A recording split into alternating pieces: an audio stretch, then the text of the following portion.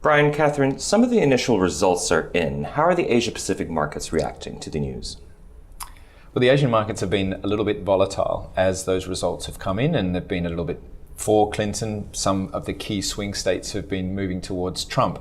So we've seen a bit of a risk-off tone get priced into the market, which means for us in fixed income, we've seen US Treasuries rally right across the curve, especially at the short end of the curve, and that's partly a reflection of perhaps the fact that the Federal Reserve may not go ahead in December now. But we've also seen some volatility in currencies, and we've actually seen some US dollar weakness against the big G4 currencies. So that's yen, euro, sterling, and so forth.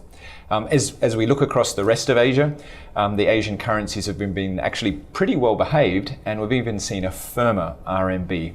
In terms of credit markets, there's been a bit of spread widening, but generally speaking, still relatively well behaved. But again, the tone has changed a little bit from the early open.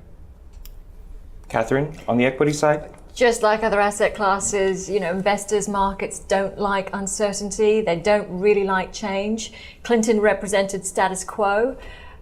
Trump's a bit of an unknown. He now looks to appear to have the majority in both the House and the Senate.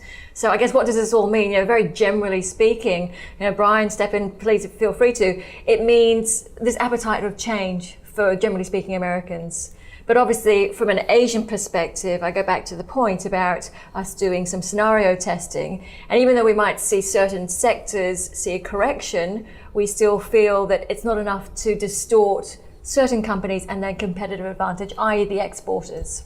Yeah, and I'll just add, with some of the same themes that we saw and spoke about at the time of Brexit, the idea was that we might see a marginal dollar come to Asia in lieu of the US or Europe or the UK, and certainly I think that bodes well for general capital flows in Asia. So whilst we might see some volatility, a relative safe haven-like status is certainly available within many parts of the Asian fixed income space, for sure. I can speak on that behalf. And so I think, there are going to be some flux and there's going to be some volatility near term, but actually, as I reiterated before, I think this represents a buying opportunity for us. Yeah, and even the blanket potential risk of protectionism. Again, I refer back to the sensitivity analysis we've done. And even if, for example, it was implemented, it'd be very hard to implement. You can't exactly stop selling Apple iPhones into the US, because if you think about the component manufacturers of that phone, it's like Hon Hai, it's Foxconn, and they have the capability in terms of their expertise and, of course, the capacity in terms of their sheer size of their assembly line. So, again, perhaps currency moves is something to look more towards with these exporters, Korean, Taiwanese, Chinese, versus just an outright potential distortion due to protectionism to erode their competitive advantage, because we don't think that is necessarily going to occur.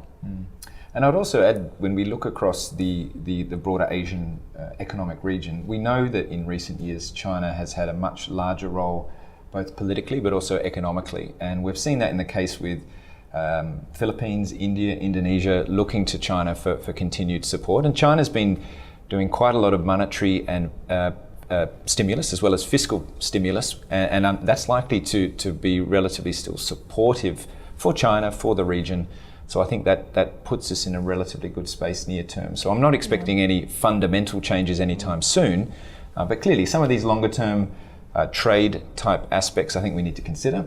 And for the moment, I think that still gives us an opportunity to add with some visibility. Yeah, and even if we're in a global risk-off environment, the structural story in Asia still remains intact and relatively attractive.